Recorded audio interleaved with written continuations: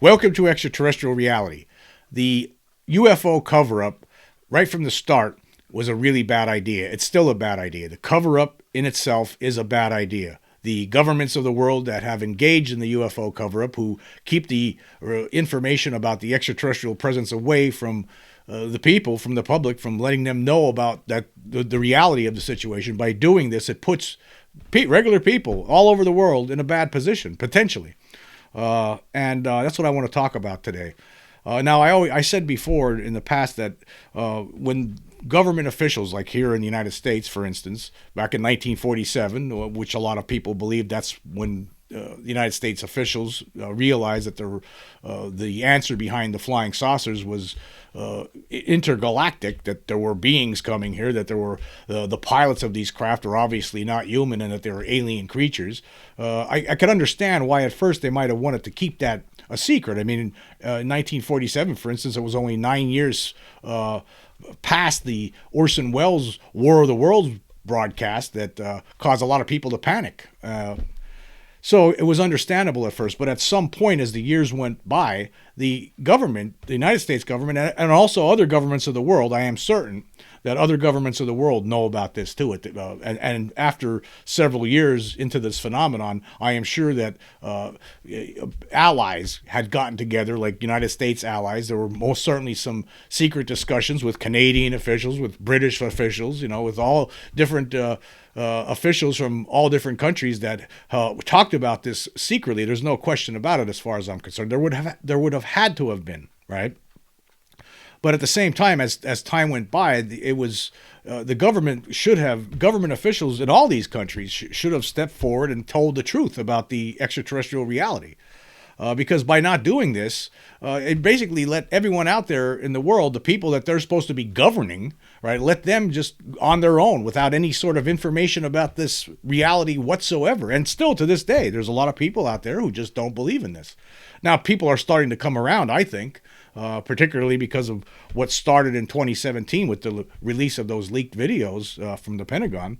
But outside of that, there's still so many people. I think I would have to say it's in the billions for sure who are just unaware of this situation, and also unaware that sometimes these things could cause harm or even death. We just don't know.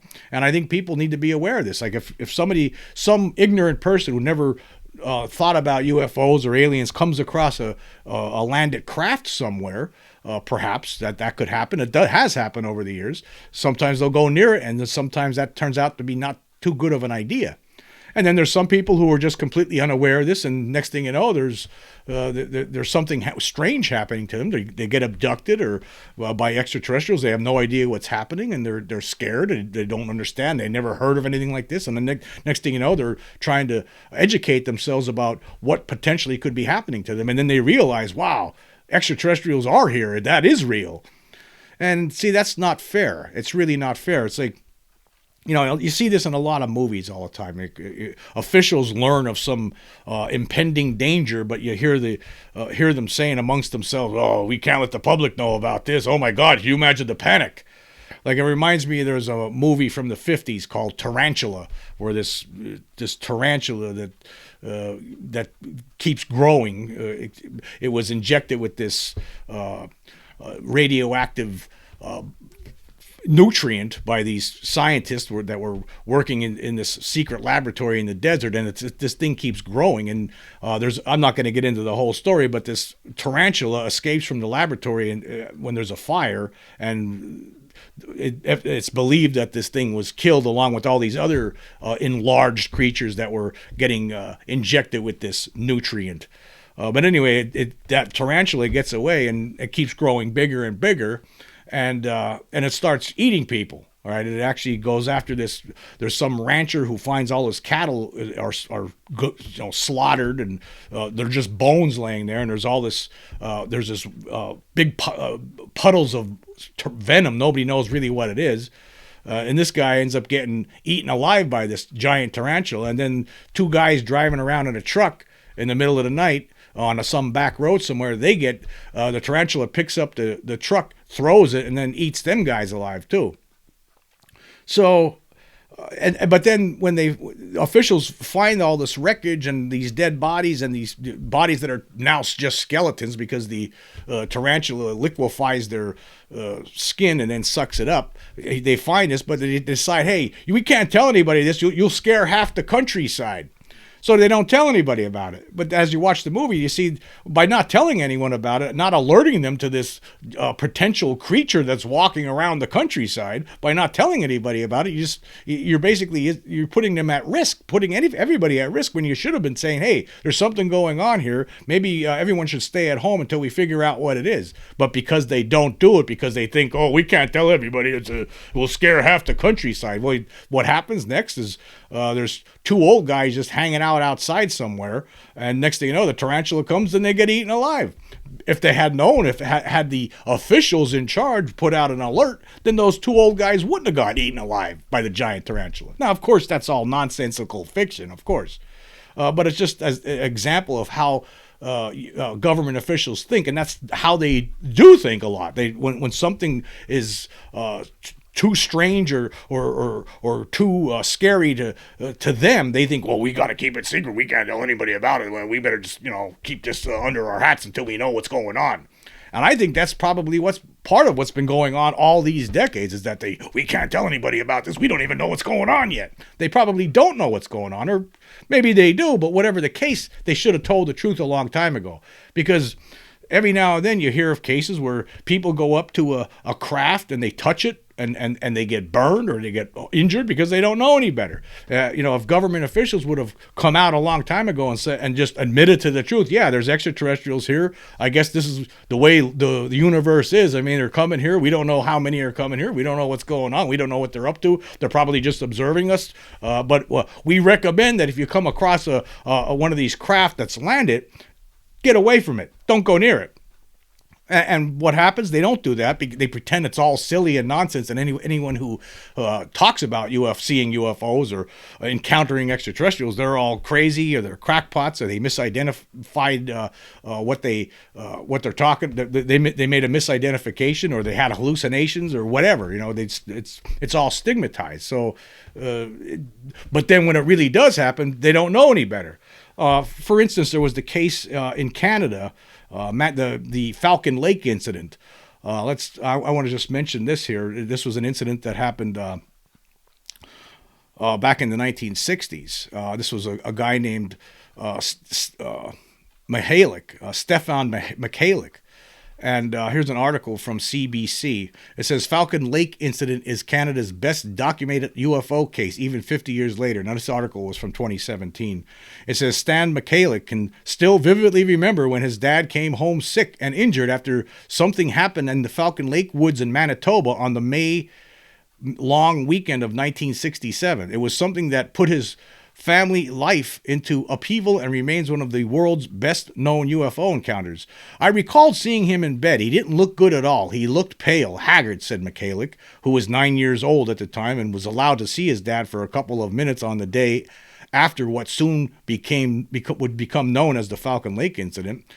Then there was the smell. When I walked into the bedroom, there was a huge stink in the room, like a real horrible aroma of sulfur and burnt motor. It was all around, and it was coming out of his pores. It was bad, said Michalik, who co-authored the book When They Appeared with Winnipeg UFO researcher Chris Rutkowski. The book will be launched on. The book was about to get launched at the time when this article came out.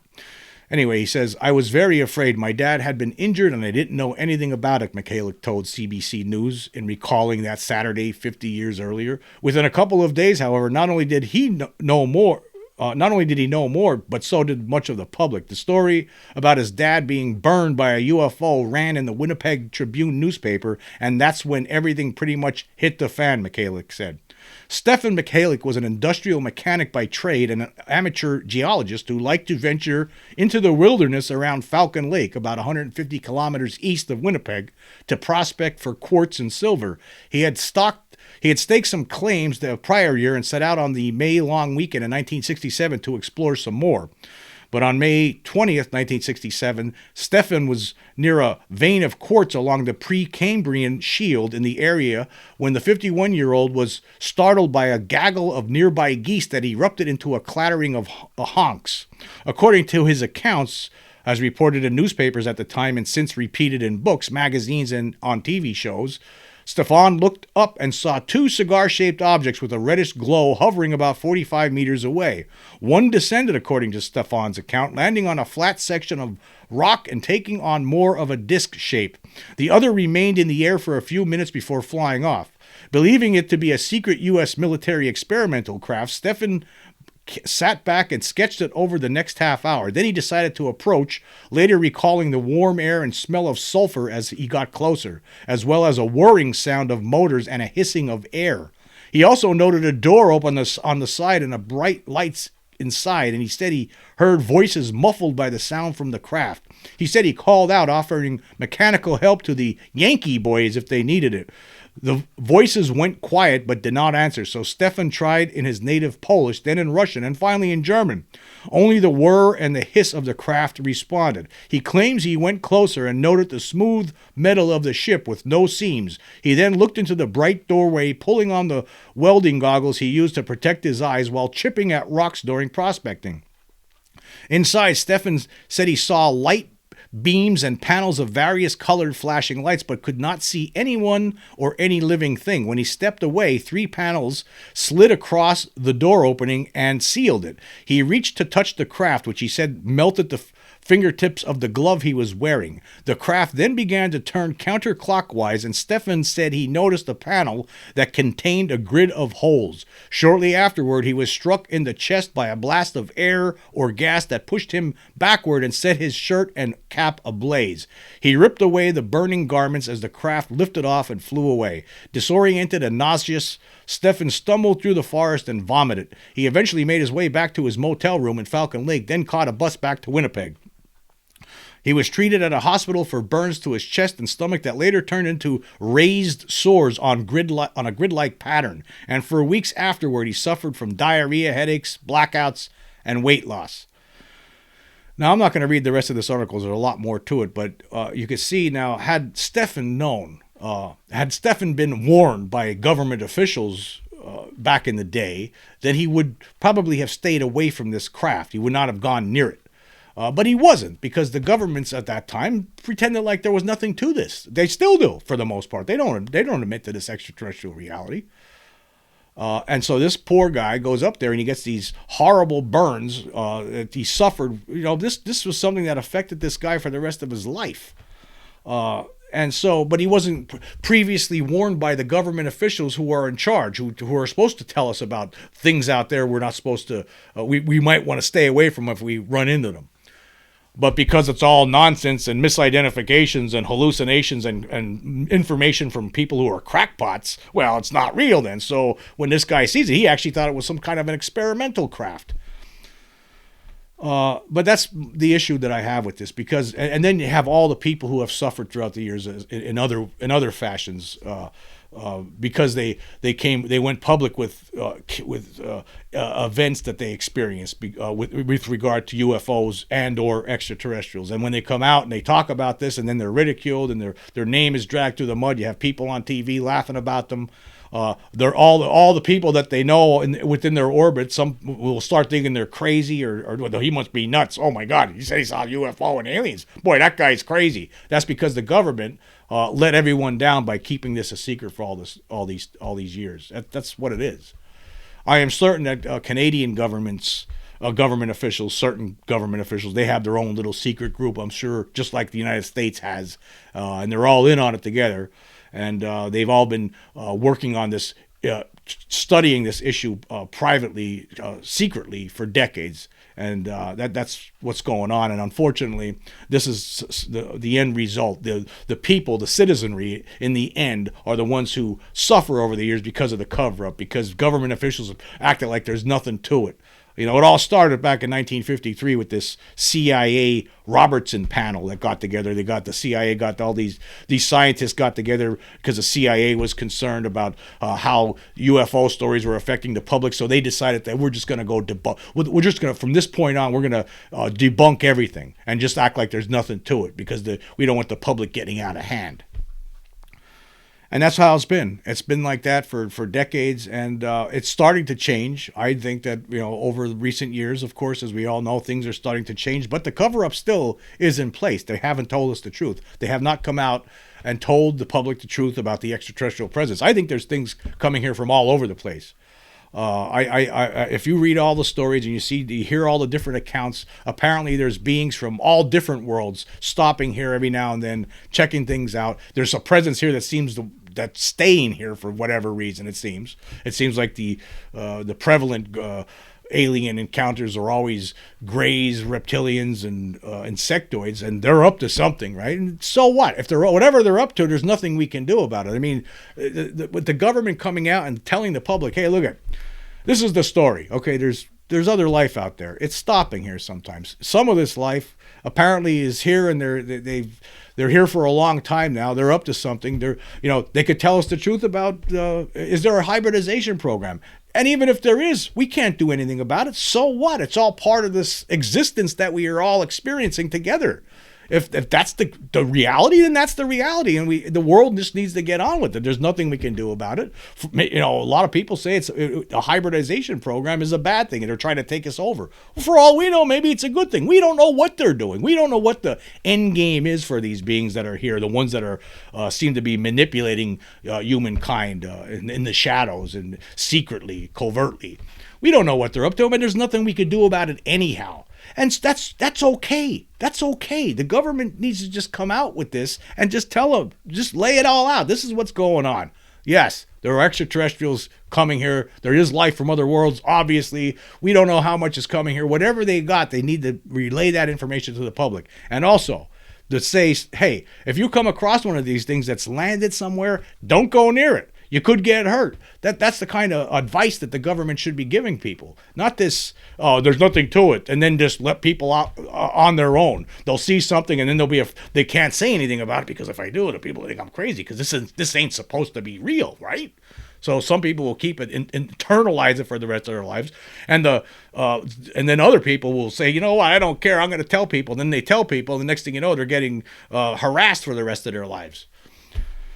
I mean, look at Travis Walton. You think that he would have wanted to go through? Do you think that guy wanted to go through life with that, with his experience hanging over his head, the whole world talking about it? You have a whole bunch of debunkers out there saying he's a crackpot or a liar or was a big hoax. I mean, you think that all these people that actually come out with these incredible stories want the world to know about this? No, especially with the situation that the governments of the world have created.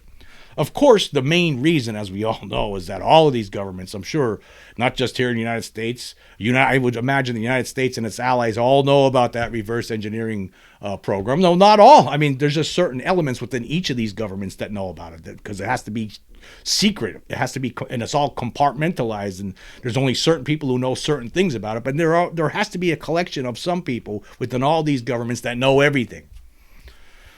And I would imagine that's what's probably going on in places like China, in Russia, that the officials there, they probably have recovered craft. There's been stories about that, about recovered craft in those countries too. And they're trying to reverse engineer it, all in this effort to whoever successfully reverse engineers these recovered craft first might be able to have a big time advantage over all their enemies from other countries. That's what it's all about.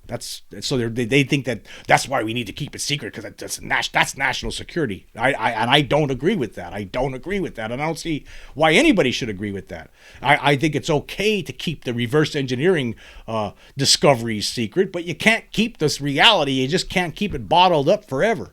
It's not fair to the people that you're governing. And especially if you look at that case with Stephen Mikhailik from the 1960s, I mean, that guy, had he known better, he might have steered clear of that object when it landed. He might have just picked up his rock hammer and walked out of there quick. Instead, he went up to it and he paid the price. And that price was paid, you have to imagine, because the Canadian government never issued any sort of warnings about these things. That, hey, maybe your best bet is to get away if you ever run across one of these things. So that's where I'm at with that. Okay, moving on, I want to talk about an article that I just came across today that I think needs to be discussed. This was in the Irish Star. Of course, I'll leave the link for it. And the headline tells it all. It says here, UFO investigations by British government were blocked by demonic forces, according to extraterrestrial expert. And the subhead here says, the fear of demonic forces blocked the British government from investigating reports of sightings of UFOs. Now, if this is true, this is absolute. This is what we're just talking about here. It must be demonic forces are responsible for these extraterrestrial beings. So we're not going to even look into it. That's basically what this story is trying to state. It says here, the UK's foremost UFO expert said that the British government failed to investigate reports of unidentified anomalous phenomena in the 1990s because they feared demonic forces were at play. Nick Pope, a former high-ranking member of the Ministry of Defense and their UFO chief between 1991 and 1994, said that Lord Hill-Norton, the chief of staff, nixed any probes into possible extraterrestrial encounters because he was influenced by a priest who deduced that UFOs were demonic. Now, right off the bat, this is absolutely a shame if this is true. I mean, I guess Nick Pope would know. I mean, he was part of that program, and he's saying Lord Hill-Norton, he was, some priest was bending his ear. I've seen Lord Hill-Norton talking about UFOs. He believed in them. He thought it was real. So I find this really amazing that to learn now that Lord Hill-Norton, who somebody was publicly talking about UFOs in the past. I've seen him in many. You've seen this guy's face in many documentaries talking about UFOs, stating that it is real, that there's a cover-up and all, and so on and so forth. And here to learn that he didn't investigate them because some priest told him that there are demonic forces behind it. Boy, that's amazing if this is true. Anyway, it says the government, the United States government, Pope claims, has had similar religious objections in the past. Many American officials had looked for biblical reference points to inform their investigations into UFOs, which are now known as UAP. Okay, so and we've heard that one before.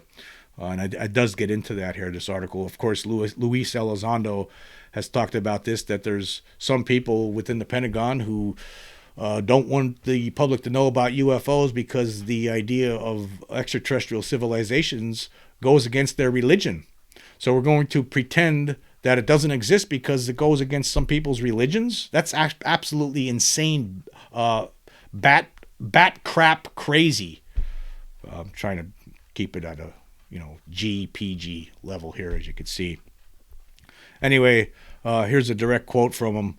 He says, it's counterintuitive that some official resistance to taking UAP seriously comes not from hard-nosed, science-minded skeptics who think studying the subject is a waste of government time and money, but from a faction that believes UAP are real but demonic. Oh boy. We're in trouble. I mean, if we have people in charge that are basing everything on their religion, because there's a lot of religions in the world, folks. They're not all the same. He says, this stems in part from a biblical description of Satan as being the prince of the power of the air, a quotation from the book of Ephesians, Pope said when explaining further. Oh boy. We can't have religion. I mean, you can't have religious zealots pulling the strings behind the scenes on this issue. You just can't. That needs to be put to the side, and then you just look at the scientific aspects of it. Anyways, the article continues. It says, there is an abundance of theories bandied about the interest that UFOs may indeed have religious origins. A new documentary titled God vs. UFOs has explored that very topic. However, there has never been an official confirmation from a government that their extraterrestrial policy may be shaped by Scripture. These religious theories, Pope said, are impeding extensive research into extraterrestrials. The thinking seems to be that if UFOs are some sort of demonic manifestation, engaging with it feeds them by giving them energy and should therefore be avoided, he reasoned. Woo! Crackpot. Now we're seeing who the real crackpots are. If this is true, then the people covering this up, they're the crackpots. Anyway, he continues here. He says, this was likely to have been a factor in something reported by Pentagon UFO investigator Lou Elizondo. He said that when trying to get a senior defense official engaged on the subject, he was rebuffed by the officer who told him to go and read his Bible.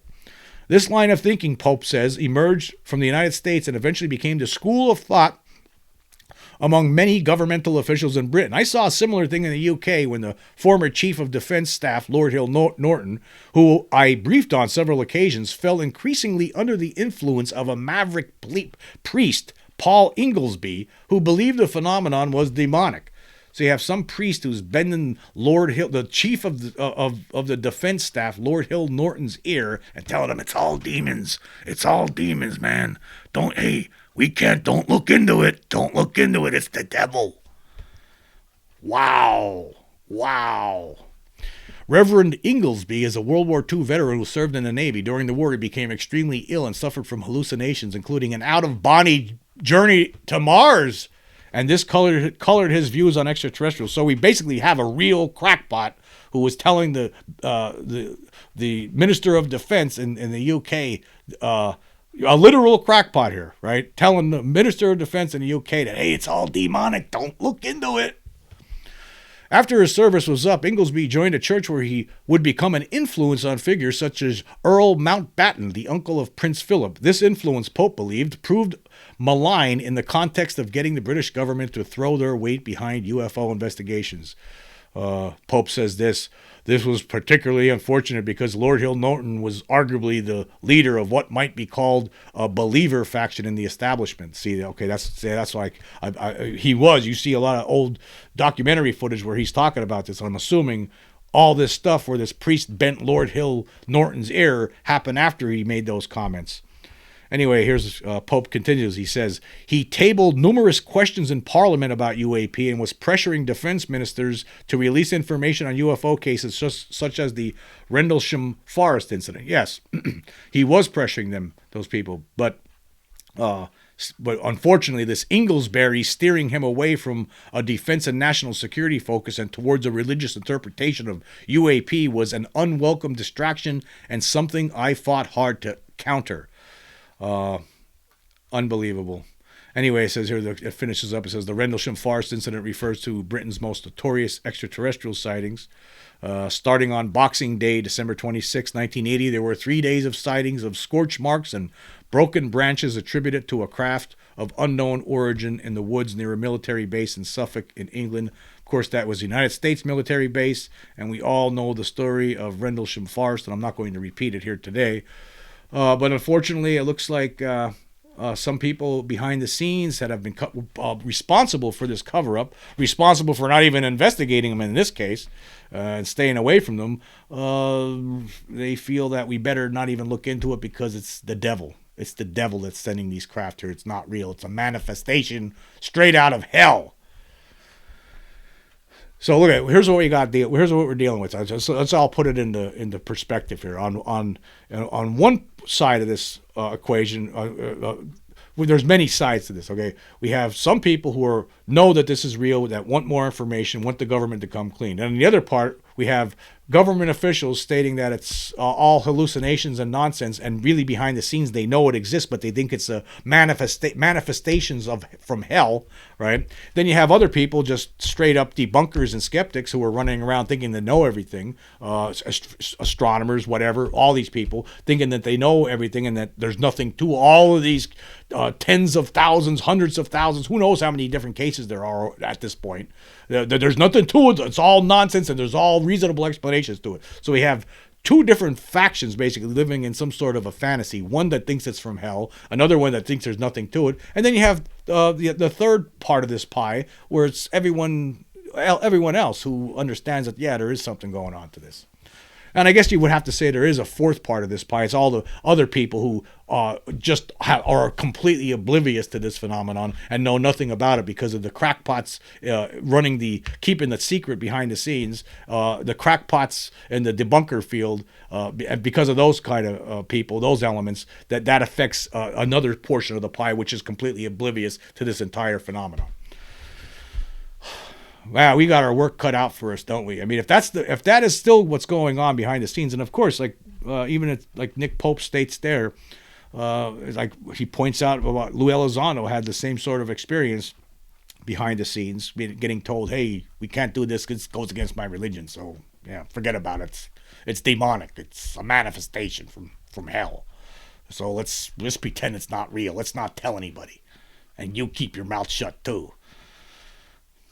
It's not the way we that's crazy. That's crazy. You know, people who believe in UFOs and aliens are here. They say that they're crazy. No, you see what's going on the other side here. That's who's crazy. Okay, moving on. I want to catch up on some of the recent Spotify polls that I've conducted. The last three, actually, I haven't talked about those yet.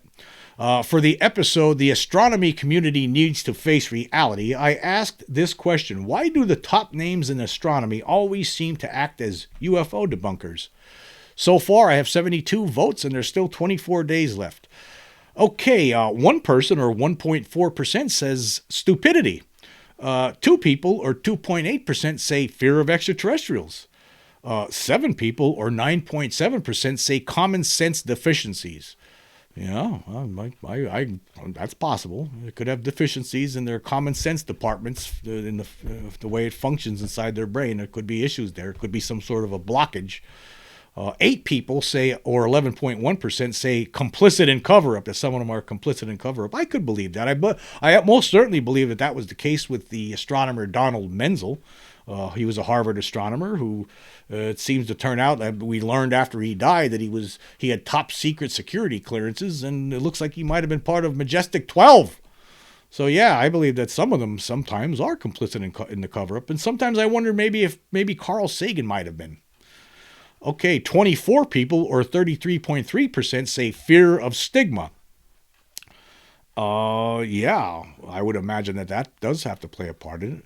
But the majority, 30 people, or 41.7%, say all of the above. Yes, all of the above. I think it is all of the above. I think it's fear of stigma, stupidity, fear of extraterrestrials, common sense deficiency, and complicit in cover-up. So yes, I agree with the majority, all of the above.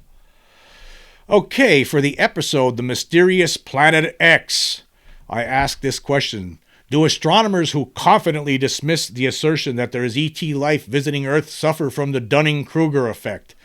Now, I talked about the Dunning-Kruger effect before. As we all know, the Dunning-Kruger effect is it's a condition. I was accused of having it by somebody recently, somebody who commented.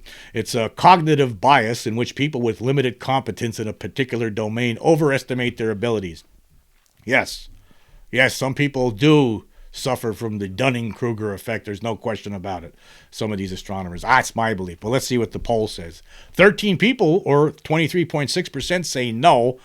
I would have to believe that that's probably a group of I would say this. It's probably a combination of a bunch of different people. I would say that the 13 people who said no, it's a combination of people who are completely afraid of this phenomenon, don't want to talk about it, and have completely got themselves drunk on the bathwater of the debunkers and astronomers who are telling them lies all the time, telling them incomplete information, not perhaps lies. I think some of the debunkers tell lies, but the astronomers, they're living in some kind of fantasy world. So yeah, that's who those 13 probably a mixture of debunkers, some of the minions who follow them, and some of the astronomers probably. That's who the 13 people are. Because 42 people, or 76.4%, say yes, they do. They are suffering from Dunning-Kruger effect, right? It's those people. They think they're overestimating their abilities.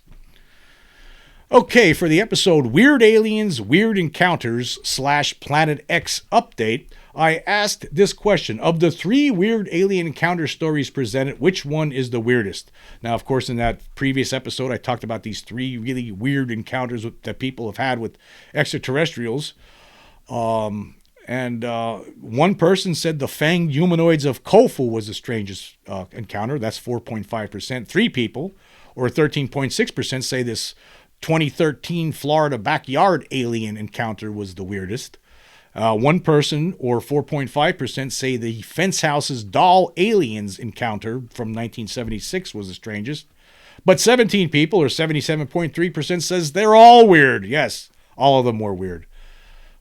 Yes, all three of those cases that I discussed in that previous podcast were extremely, extremely weird. Yes. So that's what I think. I think that too. Anyway, I want to say thank you all for joining me. Until next time.